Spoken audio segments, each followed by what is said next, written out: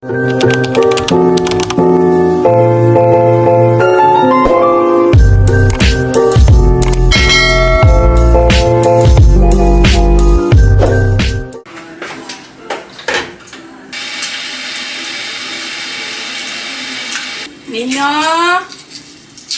get the egg here.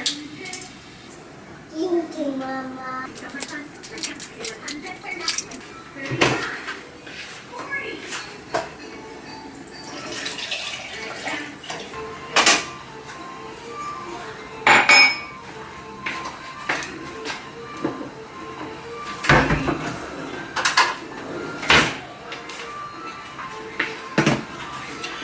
So, habang nagluluto ako is magbe-breakfast na rin ako. Ito lang akong breakfast.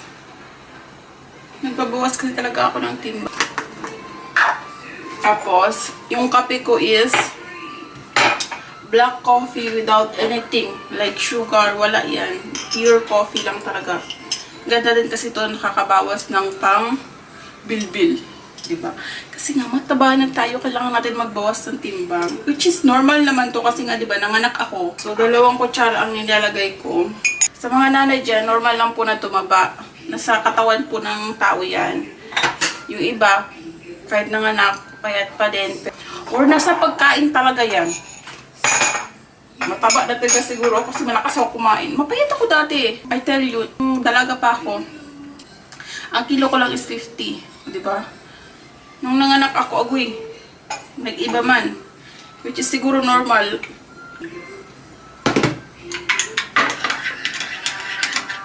Para to sa aking anak. So, set aside ko muna kasi mainit pa. Aking pang malakas ang kape. And shout out sa aking lagayan ng asin. 2 klase yung asin ko. Meron akong pino, meron akong rock salt. Alam niyo kung bakit dito ko siya nilagay sa lagayan ng kape. Lagayan ng kape to. Ayan o. Tinanggal ko lang yung sticker. Kasi nga naman, ang dami ko nang nabiling, like, example ito ha. Glass to, pero, basag na naman o. Lahat ng nabibili kong ano, nababasag kasi nga napaka-clumsy ko. Ito, na ilang beses nito nag-untol-untol. Like, nagulong-gulong. Hindi talaga, sobrang tibay. Kaya wag niyo naman akong i-judge sa lagayan ko ng asin. Tsaka to kasi na to, ito special to. Ayan o. Gusto ko to kaysa dun sa pino. Nagamit ko lang to kasi na to sa mga sausawan, hindi sa pangluto. Kasi para masyadong maalat. Ayan o. Ang tibay ng lagayan ng kape. As in. Ilang beses na itong nahulog. Walang nangyari. As in, walang nangyari. So, kaya ito ang lagayan ko ng asin. Which is, meron ako. Marami akong glass na lagayan ng asin, pero nabasag. Kasi every time na magluluto ako, napaka-clumsy ko kasi. Ito, basag na to. Ayan. Yan. Kain tayo and then magluluto ako ng aming lunch, dinner, breakfast. Sabay-sabay na yun. Diba? Yung Kerala food is para yun kay Mr. at kay Nacho. Yun namang Pinoy food para yun sa akin and sa baby ko. Kasi hindi siya yung baby ko nga hindi kumakain ng Kerala food. Ayaw niya ng masala. May masala man which is napaka-konti. Kumakain siya doon. Pero pag maraming masala, hindi talaga siya kumakain. Kaya sanay siya kumain ng Pinoy food. Walang masala. Ako kumakain naman ako ng Indian food, Kerala food. Pag gusto ko. Mostly talaga ang kinakain ko is Pinoy food. As in, mapait. Pero dahil nga nagbabawas tayo ng timbang, tiis ganda tayo. Isausaw ko ng ganito. Sa akin lang naman to. At ako lang kumakain ito. Kaya huwag kayong dyan. Sabihin burara. As egg.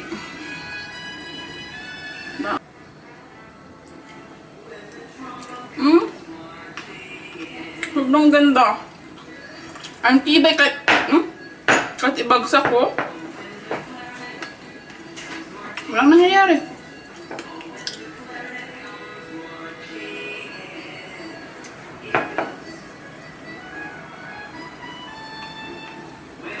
So, maghiwa lang tayo ng lamas. Like I told you, sibuyas is the key sa mga chicken curry ng Kiarlaw, di ba? Mas maraming sibuyas, mas masarap.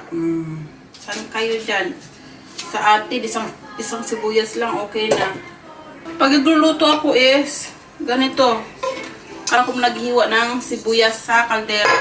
Kasi nga, ganun din naman yan. Ipiprito din lang naman yan. Bakit pa kailangan painitin ng mantika? Pagsabayin ko na lahat. Pag naghiwa ko ng sibuyas ganito, hindi na ako nag-chopping board. Nag-chopping board lang ako kapag yung mga maraming sibuyas. Konting sibuyas lang naman to. So, ganito lang. Alam niyo kung ano to? Natutunan ko to sa India. Yung mother-in-law ko, ganito maghiwa ng sibuyas. Or kahit yung mga ano ko doon, sister-in-law ko, ganito maghiwa. Meron pa nga sa kanila ganito oh. Eh, hindi ko man kaya yan. Ganito lang ako. Tapos, grabe magpaiyak tong sibuyas na to eh.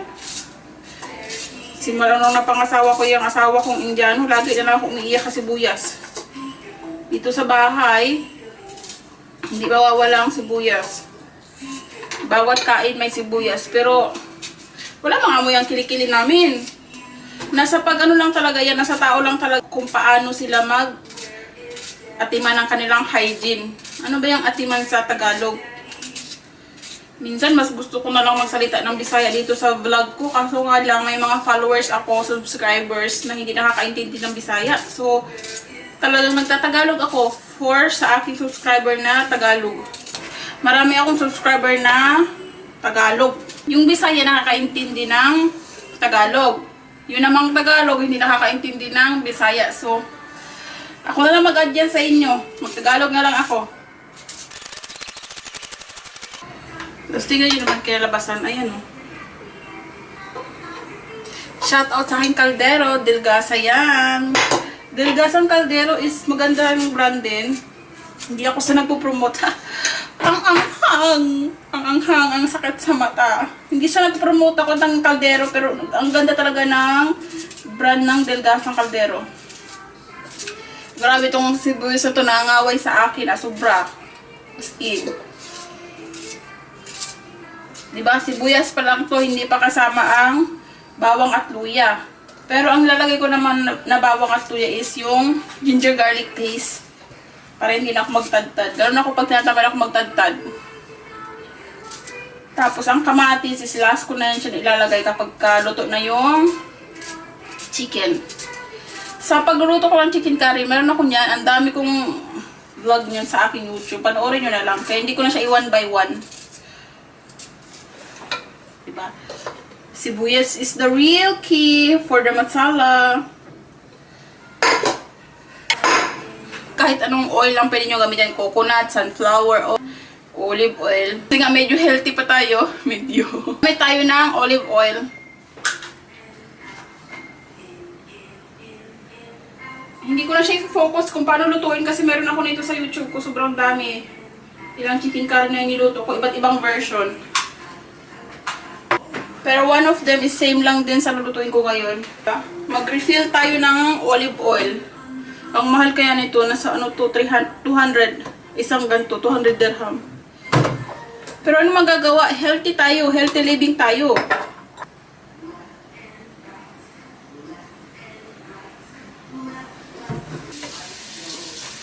Ang ganda ng aking lagayan ng olive oil.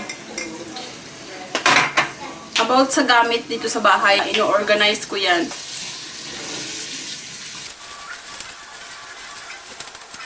Itong chicken na to is hanggang bukas na yan. Nagluto ako ng 2 kilo pero hanggang bukas na yan siya. So, ilagay na natin.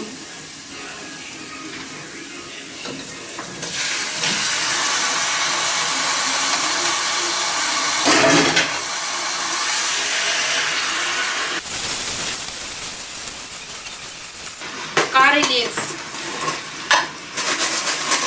Kung may curry leaves kayo and napakadami, ang gawin nyo is i-frozen nyo.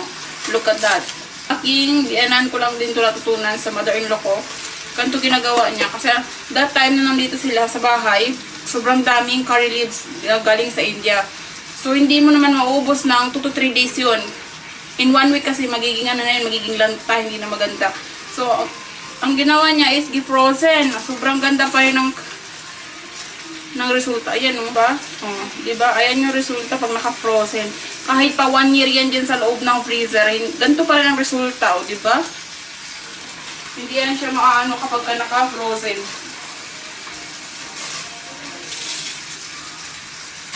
Ang curry leaves is pangpabango yan ng mga niluluto. Sa bawat Indian food, traditional na talaga ang paglalagay ng curry leaves.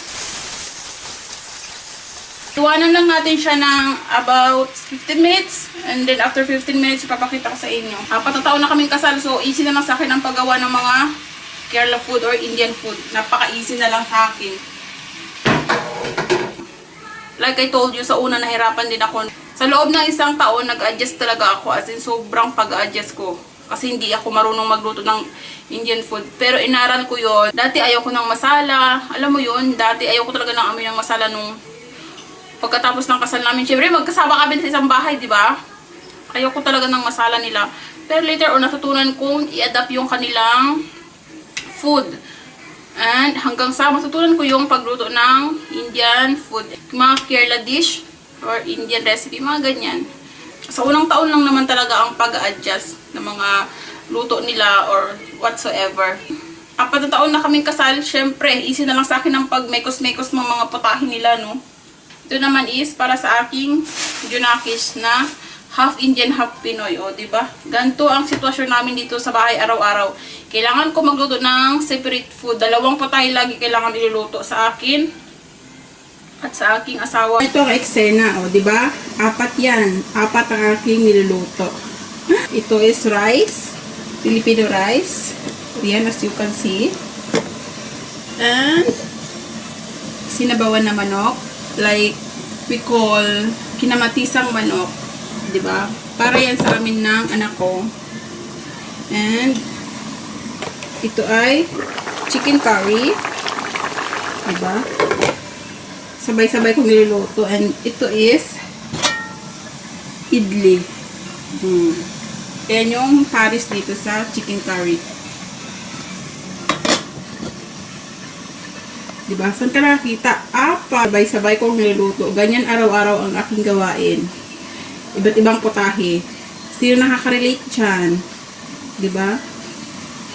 Tapos na tayong magluto. So, kakain tayo. Kakain naman tayo. 2 idli na yung kinuha ko and konting curry.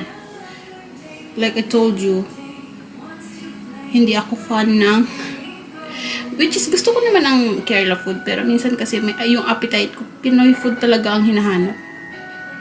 So, pigain ko lang yung chili. Pigain ko na with my kabay kasi ako lang naman ang kakain yan. Kasi mekos-mekos mo ng ganyan. So, ito yung idli na aking ginawa. Sobrang fluffy.